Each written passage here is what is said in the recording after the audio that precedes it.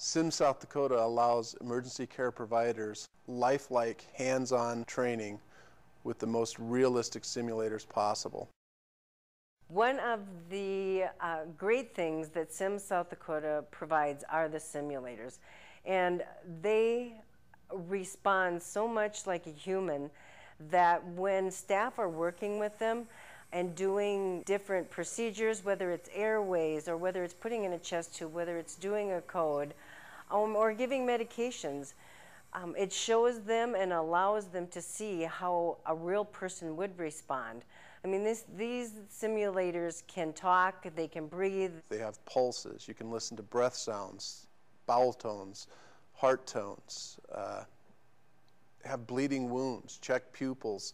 They talk, they sweat, they bleed. It's whatever we program that computer to have this fake patient do is what the mannequin will do, what our fake patient does. And so that is what is so valuable about this training. We try to remove the facilitator out of the scenario so that the participant just interacts with the simulator, just as you would any true life patient.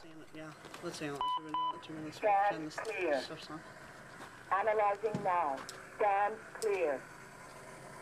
SIM South Dakota, this is a huge truck that actually just pulls up to the facility, and the staff go out to the truck for the training process.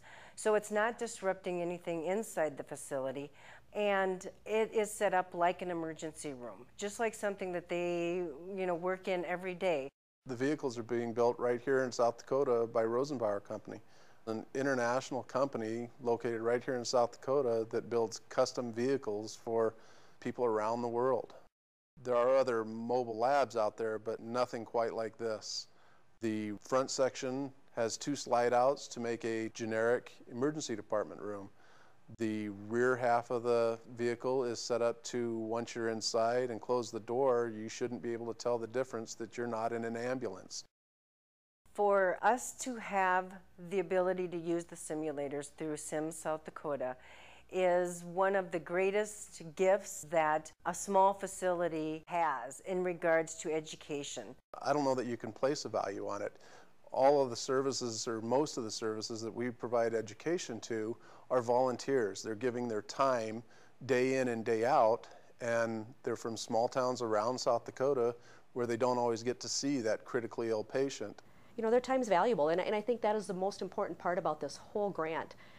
Somebody recognized the value of the time that your volunteers are putting in. We're on the cutting edge of simulation, not just in South Dakota, but in the nation. We are providing a service that right now doesn't exist anywhere else in the country.